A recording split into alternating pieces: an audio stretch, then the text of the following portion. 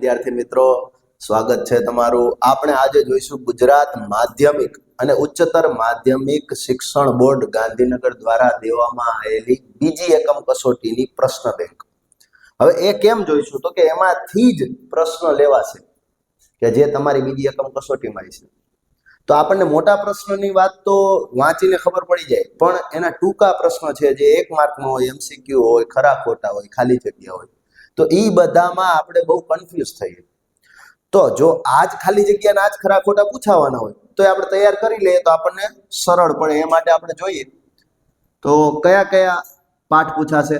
તો ધાતુ અધાતુ, નિયંત્રણ અને સંકલન, સજીવો કેવી રીતે પ્રજનન કરે, આનુવંશિકતા, વિદ્યુત, આટલા પાઠ હશે. 25 માર્કની કસોટી હશે.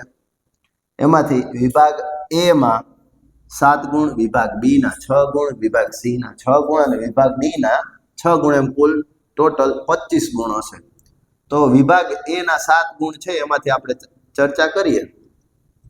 તો પહેલો જ છે પ્રશ્ન, એમાં એમસીક્યુ ની વાત કરે છે. નીચેનામાંથી કઈ ધાતુ ઠંડા તેમજ ગરમ પાણી સાથે પ્રક્રિયા આપતી નથી? આ ધ્યાન રાખવાનું નથી. તો પ્રક્રિયા આપતી ન હોય એવી ધાતુ, પહેલા સોનું, ચાંદી, એ બંને આપણને ખ્યાલ હોવી જોઈએ કે સોનું અને ચાંદી પાણી સાથે પ્રક્રિયા આપતી નથી, ગરમ હોય કે ઠંડુ. તો એ જ એટલે સિલ્વર એટલે ચાંદી. તો આપણો જવાબ બનશે ડી મિત્રો. આયોનિક સંયોજનોને નીચેનામાંથી કયો ગુણધર્મ દર્શાવતા નથી? આપણે કયો ગુણધર્મ નથી એ જોવાનું છે. તો પાણીમાં દ્રાવ્ય હોય છે, મીઠું જ આયનિક સંયોજન એટલે મીઠું લઈ લેવાનું ઉદાહરણ. તો મીઠું પાણીમાં દ્રાવ્ય હોય છે. ઘન સ્થિતિમાં વિદ્યુતમાં વાહક, તો ઘન સ્થિતિમાં એ વિદ્યુતનું વાહન કરતું નથી, એટલે આ જવાબ આપણો બનશે. એને પાણીમાં ઓગાળો પછી વિદ્યુતનું વહન કરે. પીગળેલ સ્થિતિમાં વિદ્યુતનું વહન થાય છે, પણ એટલે ટૂંકમાં જલ દ્રાવણ બનાવો છો, જલીય દ્રાવણ, તો એમાં થાય છે, પીગળેલમાં થાય છે. ઉચ્ચ ગલન બિંદુ, ઉત્કલન બિંદુ, પણ ઘન સ્થિતિમાં થતું નથી. નેક્સ્ટ જોઈએ આપણે ત્રીજું જોઈએ. ચેતાકોષમાં કયા ભાગમાં રાસાયણિક સંકેતનું વિદ્યુત સંકેતમાં રૂપાંતર થાય છે? રાસાયણિક સંકેત સૌ પ્રથમ ચેતાકોષનો કયો ભાગ કે જે રાસાયણિક સંકેતોને પકડે છે અને વિદ્યુત આવેગમાં બદલાવે છે? તો સૌથી પહેલો ભાગ એટલે કે આપણે કોઈ એમ કે પર્વતની ચોટી, શિખર કહીએ, તો એમ એ કોષનું શિખર, શિખાતંતુ, તો એ શિખાતંતુના છેડે આવું થાય છે કે જે રાસાયણિક સંકેતોને પકડે અને વિદ્યુત આવેગમાં બદલાવે છે. ચોથું જોઈએ, નીચેનામાંથી કયો રોગ જાતીય રીતે ફેલાતો નથી જોવાનું છે? નથી. તો તમને ચોપડીમાં કદાચ જો તમને સ્કૂલમાંથી કરાવ્યું હોય તો ઠીક છે, બાકી એમાં અંડરલાઈન કરાવેલી છે આપણે, અને ભણાવતી વખતે પણ આપણે કીધેલું છે કે ગોનોરિયા, સિફિલિસ અને એચઆઈવી એડ્સ એ પ્રજનન દ્વારા, પ્રજનન ક્રિયા અથવા તો જાતીય સમાગમથી ફેલાતા રોગ છે. જ્યારે હિપેટાઇટિસ છે એ જાતીય રીતે ફેલાતો રોગ નથી. નીચેનામાંથી કયું પદ પરિપથમાં વિદ્યુત પાવર દર્શાવતું નથી? આવી વસ્તુ બહુ ધ્યાનમાં લેવાની નથી રહી, નકર આપણે પેલું ટીક કરીને આવતા. હવે વિદ્યુત પાવર કીધું છે તો પાવરનું સૂત્ર શું છે? P = VI. તો એ આપેલું છે, હા, તો એ તો જવાબ આવશે. હવે V નું સૂત્ર મૂકીએ તો V = IR, તો I નો વર્ગ R થાય, તો I આપેલું છે. હવે I નું સૂત્ર મૂકીએ તો I એટલે શું? તો V = IR, તો I = V ના છેદમાં R, તો V ના છેદમાં R મૂકી તો V નો વર્ગ છેદમાં R, આવું થાય. તો આ ત્રણ તો આપેલા છે, પણ આવું ક્યાંય બનતું નથી, એટલે આ જવાબ થશે કે આ સૂત્ર નથી. એના પછીનું જોઈએ, તાંબુ હવામાં રહેલા ભેજવાળા કાર્બન ડાયોક્સાઇડ સાથે પ્રતિક્રિયા આપે છે, જેના કારણે તેના પર ખાલી જગ્યા રંગનું સ્તર, તો તાંબુ આવે એટલે લીલા રંગનું સ્તર આવે. તાંબુ કેવા રંગનું સ્તર દગાવે છે? લીલા રંગનું સ્તર. પરાગ નલિકાનો અંડકોષ તરફનો વિકાસ, પરાગ નલિકા હોય જેમાંથી પરાગરજ ઉતરે છે, ક્યાં જાય છે? અંડકોષ તરફ. એને શું કહેવાય? એકનું ઉદાહરણ છે. તો આવું 3 આવર્તન આવી ગયા છે, પ્રકાશાનુવર્તન, ભૂઆવર્તન અને રસાયણાનુવર્તન. આવું એક હતું જલાનુવર્તન. તો પ્રકાશ તરફ આવર્તન દેખાડે તો પ્રકાશ આવર્તન કહેવાય. જમીન તરફ આવર્તન દેખાડે તો એને ભૂ આવર્તન કહેવાય. પણ એવું તો કાંઈ થતું નથી, એટલે આપણો જવાબ બને છે રસાયણોનું વર્તન. જો પાણી તરફ હોત તો જલાનું વર્તન. અહીંયા આપણો જવાબ બનશે રસાયણાનું વર્તન. 8મું છે, ખાલી જગ્યામાં દ્વિભાજન દ્વારા અલિંગી પ્રજનન થાય છે.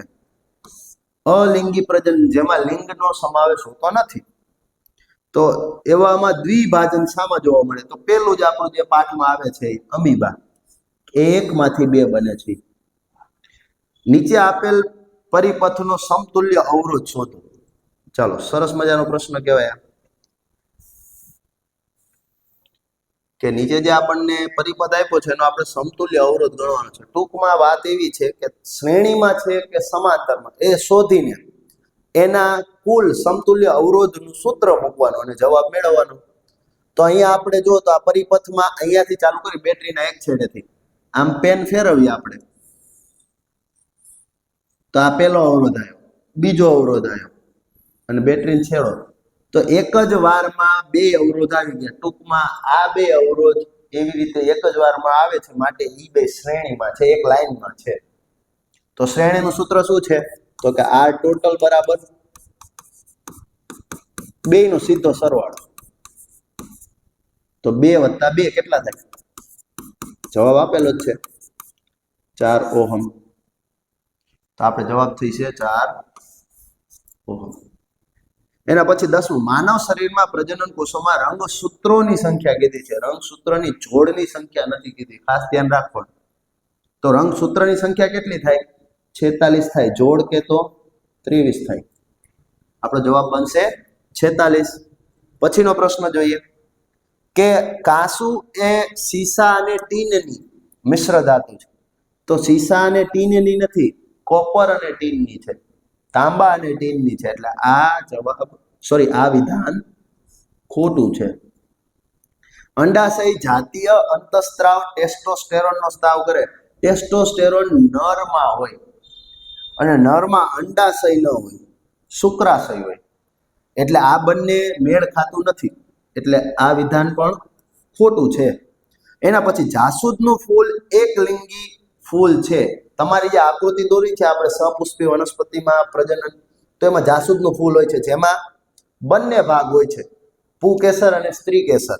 તો બંને હોય તો એક લિંગી ન કહેવાય, દ્વિલિંગી કહેવાય. એટલે આ પણ ખોટું છે. પછી મેન્ડેલે વટાણાના છોડના પ્રયોગમાં F2 પેઢીના 25% છોડ નીચા હતા. મેન્ડેલે પ્રયોગ કર્યો ત્યારે પહેલી પેઢીમાં એક ઊંચો અને એક નીચા છોડ વચ્ચે પ્રયોગ કર્યો, તો પહેલી પેઢીમાં 4 ઊંચા આવ્યા, બીજી પેઢીમાં 3 ઊંચા અને એક નીચો આવ્યો. બીજી પેઢી એટલે F2, તો એમાં 25%, એટલે કે 4 માંથી 1 છોડ નીચા હતા. તો વાત સાચી છે, એટલે આ ખરું છે. પછી વિદ્યુત પ્રવાહનો એસઆઈ એકમ એમ્પિયર છે. વિદ્યુત પ્રવાહનો એસઆઈ એકમ શું છે? એમ્પિયર. તો એ વાત સાચી છે. એની સંજ્ઞા કઈ છે વિદ્યુત પ્રવાહની? આઈ. વોલ્ટ કોનો એસઆઈ એકમ છે? વિદ્યુત સ્થિતિમાનના તફાવતનો, જ્યારે વિદ્યુત પ્રવાહનો એમ્પિયર જ છે. એના પછી જે જો કે 2 માર્કના પ્રશ્ન, હવે તમને મોટા ભાગના અહીંયા તફાવત પૂછ્યા, જો એટલા માટે ખાસ તફાવત તો કરી જ લેવાના. અહીંયા ધાતુ અધાતુનો તફાવત છે, તો હવે તફાવતના પ્રશ્ન પૂછ્યા છે, એટલે હવે ખાસ તફાવત કરી લેવાના. આ 2 માર્કના પ્રશ્ન છે, જેની આપણે અત્યારે ચર્ચા નથી કરતા, 1 માર્કની કરી છે, કેમ કે તે પ્રશ્ન તમને અપેક્ષિત કે નવનીત કે તમારા શિક્ષકે લખાયેલા પ્રશ્નમાંથી મળી જશે. અને સૌથી સારું એવું કોઈ પણ વસ્તુ જેમાંથી આવા પ્રશ્ન તૈયાર કરાય તો એ છે આપણી ગુજરાત સરકારની ચોપડી.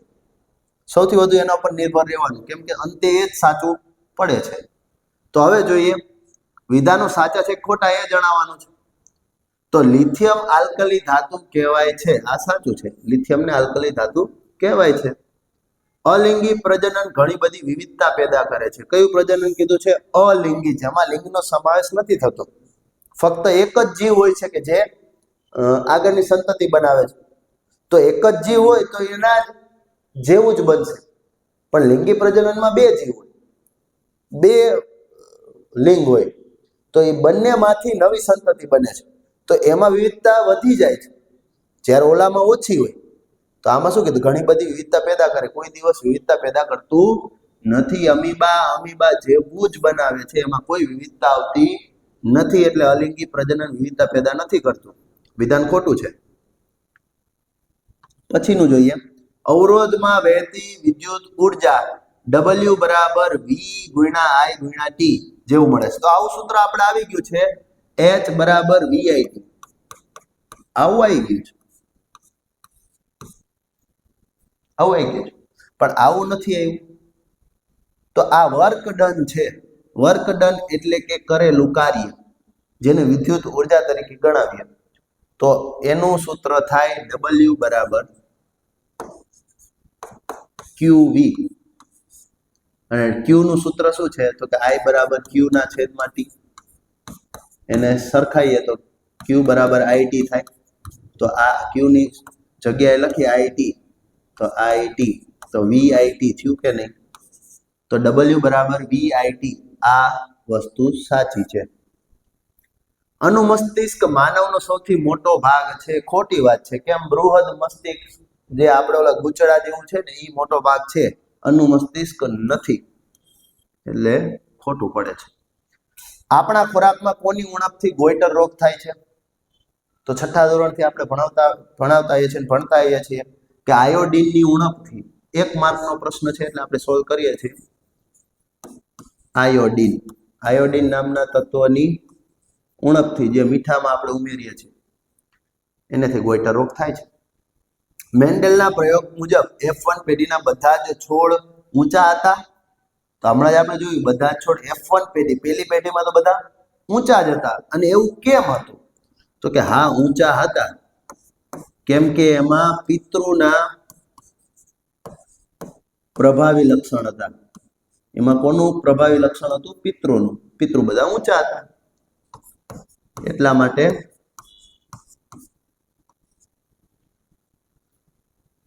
બધા છોડ ઊંચા હતા. હવે 7મું, ધાતુના ઓક્સાઇડમાંથી ધાતુ મેળવવા માટેની રાસાયણિક પ્રક્રિયાનો ઉપયોગ. કઈ રાસાયણિક પ્રક્રિયાનો ઉપયોગ થાય છે? તો ધાતુ ઓક્સાઇડ હોય કોઈ પણ, માની લો કે મેગ્નેશિયમ ઓક્સાઇડ MgO, એમાંથી ઓક્સિજનને દૂર કરી અને Mg મેળવી. તો ઓક્સિજન દૂર કરવાની અથવા તો હાઇડ્રોજન ઉમેરવાની પ્રક્રિયાને રિડક્શન પ્રક્રિયા કહેવાય છે. એટલે કઈ પ્રક્રિયા આવશે? રિડક્શન પ્રક્રિયા. પછી મગજનો કયો ભાગ શરીરની સમસ્થિતિ અને સંતુલન જાળવી રાખે છે? તો અનુમસ્તિષ્ક.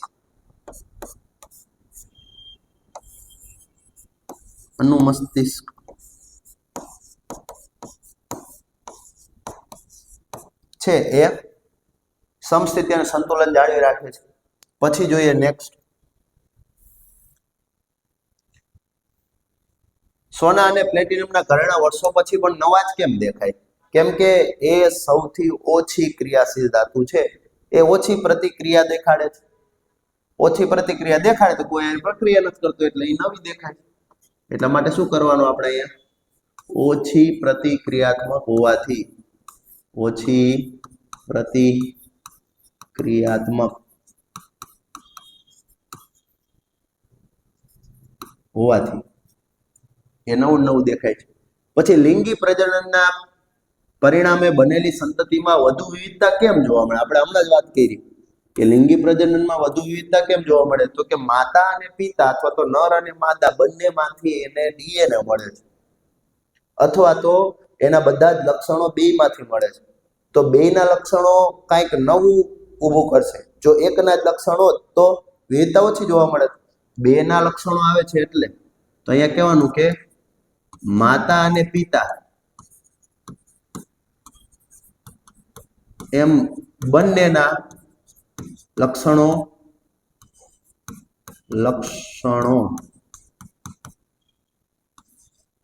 મળીને વિવિધતા દર્શાવે. જ્યારે અલિંગીમાં એક જ હોય, એટલે એમાં કઈ પ્રશ્ન નથી રહેતો. પછી 2 માર્કના છે કે શા માટે આયોનિક સંયોજનોમાં ગલન બિંદુ ઊંચા હોય? તો આઈએમપી કરાવેલો છે આપણે આયોનિક સંયોજનો, કે એમાં જે આયનો વચ્ચેનું આકર્ષણ વધુ હોય તો એને તોડવા માટે ઉર્જા વધુ જોઈએ, એટલે એનું ગલનબિંદુ ઊંચું થાય. પછી ઇલેક્ટ્રિક ટોસ્ટર અને ઇસ્ત્રી એ કોઈલ શુદ્ધ ધાતુના બદલે મિશ્ર ધાતુના કેમ બનેલા હોય છે? તો એનો અવરોધ ઊંચો થાય, ગરમ વધારે થાય, એવી બધી વાત છે. પણ આ 2 માર્કના પ્રશ્નો છે એટલે આપણે અત્યારે એની ડિસ્કસ નથી કરતા. તમે એના સ્ક્રીનશોટ લઈ શકો છો. તમે એનો જે વિડીયો પોઝ કરીને એ બધા પ્રશ્નો જોઈ શકો છો. વિદ્યાર્થીઓ રોજિંદા જીવનમાં વૈજ્ઞાનિક સિદ્ધાંતો લાગુ કરે છે અને સમસ્યાઓનું નિરાકરણ લાવે છે. તો એના માટેની આ અધ્યયન નિષ્પત્તિનું 3જો ભાગ છે, એનો 1 માર્કનો પ્રશ્ન છે, એની આપણે ચર્ચા કરી કે છરી વડે કાપી શકાય તેવી ધાતુનું ઉદાહરણ આપો. તો સોડિયમ. શું આવશે? સોડિયમ. ખોરાકનું કયું પોષક તત્વ સ્નાયુના હલનચલન માટે? તો તમે જે દોડવા જાઓ કે કોઈ તૈયારી કરવા જાઓ પોલીસની કે ગમે કે કોઈ રમવા જાઓ ત્યારે ચણા ખવડાવવામાં આવે. એ ચણા શું હોય? પ્રોટીન હોય. એટલે કયું પોષક તત્વ આવશે? પ્રોટીન પોષક તત્વ છે, એના માટે જવાબદાર છે. શું માતાઓના જનીનિક બંધારણ નવજાત શિશુના લિંગ નક્કી કરવા માટે મહત્વપૂર્ણ ભૂમિકા ભજવે છે? તો ના, પિતા ના ભજવે. કેમ કે XY માંથી Y છે એ ખાલી પિતા પાસે છે, માતા પાસે નથી હોતું, એટલે પિતાના ભજવે છે. વિદ્યુત પરિપથમાં વિદ્યુત સ્થિતિમાનનો તફાવત માપવા માટે વપરાતા ઉપકરણનું નામ દર્શાવો. વિદ્યુત સ્થિતિમાનનું કીધું એટલે વોલ્ટ મીટર આવશે. Volt meter. વિદ્યુત સ્થિતિમાનની જગ્યાએ વિદ્યુત પ્રવાહ કીધું હોત તો શું આવે? એ મીટર આવે. પછી બલ્બનો ફિલામેન્ટ બનાવવા માટે કઈ ધાતુનો ઉપયોગ થાય?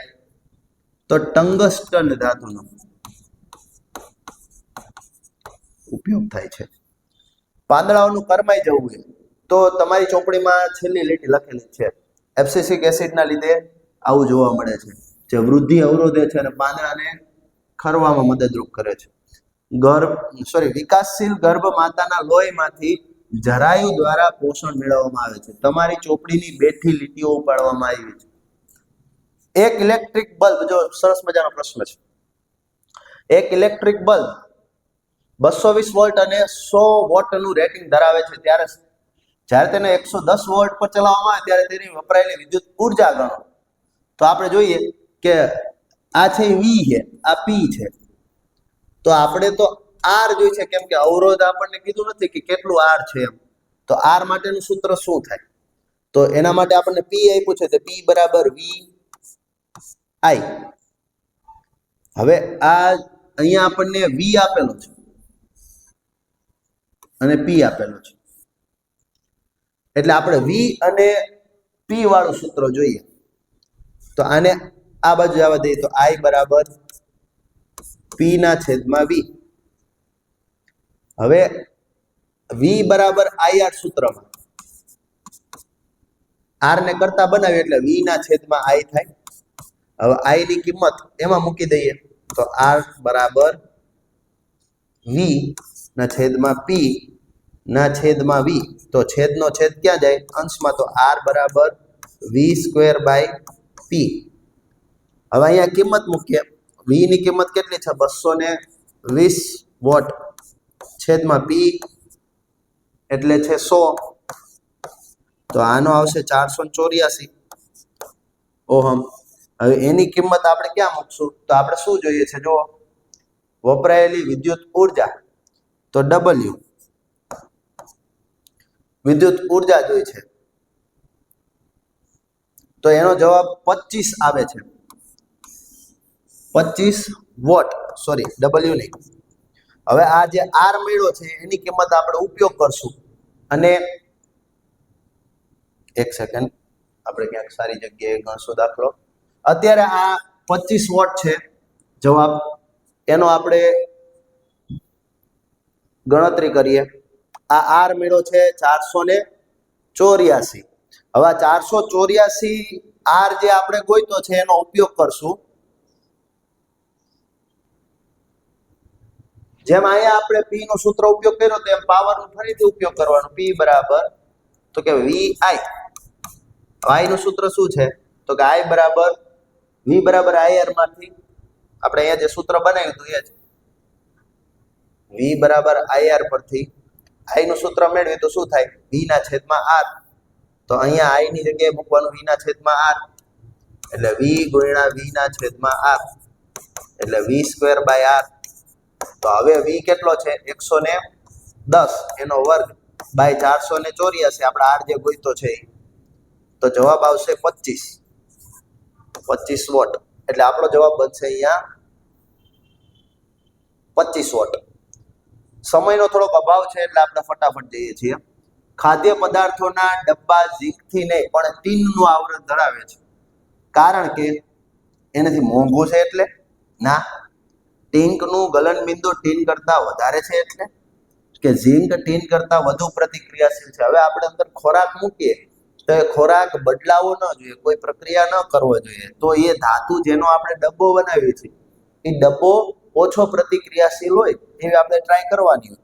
તો ઓછો પ્રતિક્રિયાશીલ ડબ્બો બનાવવા માટે આપણે ટીનનો ઉપયોગ કરીએ છીએ. ઝીંક છે એ વધુ પ્રતિક્રિયાત્મક છે એટલે આપણે ઝીંકનો નહીં પણ ટીનનું આવરણ ધરાવે છે. પછી જોઈએ કે મગજ ખાલી જગ્યા માટે જવાબદાર છે. તો મગજ વિચારે છે, હૃદયના ધબકારાને નિયંત્રિત કરે છે, શરીરનું સંતુલન જાળવે છે. તો આ ઉપરોક્ત બધા જ કામ કરે છે મગજ એટલે આપણો જવાબ બનશે ડી. એના પછી જોઈએ સાચા છે ખોટા એ જણાવવાનું છે. તો સિન્નાબાર એ કેલ્શિયમનું એક ખનિજ છે. સિન્નાબાર એ કેલ્શિયમનું ખનિજ નથી, મર્ક્યુરીનું છે, પારાનું છે એટલે આ વિધાન ખોટું છે. લાળ અને ઉલટી મગજના પાછળના ભાગમાં રહેલા લંબ મજ્જા દ્વારા નિયંત્રિત થાય છે તો આ વિધાન સાચું છે. પરાગાશયમાં અંડકોષ હોય છે. પરાગાશયમાં અંડકોષ ન હોય, અંડાશય હોય અથવા તો નીચે જે આપણે ભાગ દોરીએ છીએ તો અંડકોષ તો અહીંયા હોય છે ને, પરાગાશય તો ઉપર હોય છે એટલા માટે ત્યાં અંડકોષ નથી આવતા. રબર અને કાચ જેવા અવાહકોની અવરોધકતા 10⁻⁸ ઓહમ મીટર થી 10⁻⁶ ઓહમ મીટર સુધીની હોય છે. અવરોધકતા ઓછી હોય એટલે વાહકતા વધુ થઈ. તો આ થઈ 0.00000 થઈને 7 વાર મીંડા પછી એકડો, આટલી થઈ. આટલી એની અવરોધકતા છે એટલે એટલું ઓછું રોકે છે. તો એ વાહક હોવા જોઈએ, અવાહક ન હોય. તો આપણે અવાહકની વાત કરીએ એટલે આ વિધાન ખોટું છે. એના પછી બાળકનું લિંગ ગર્ભમાં રહેલા વાય રંગસૂત્ર દ્વારા નક્કી થાય છે તો સાચી વાત છે, પણ ગર્ભમાં રહેલા નહીં, ગર્ભમાં વાય રંગસૂત્ર ન હોય, એ તો પિતા દ્વારા મળે છે એટલે આ ગર્ભમાં લખ્યું છે માટે ખોટું છે. પછી જોઈએ 3 ગુણના પ્રશ્ન છે, તમે સ્ક્રીનશોટ લઈ શકો છો.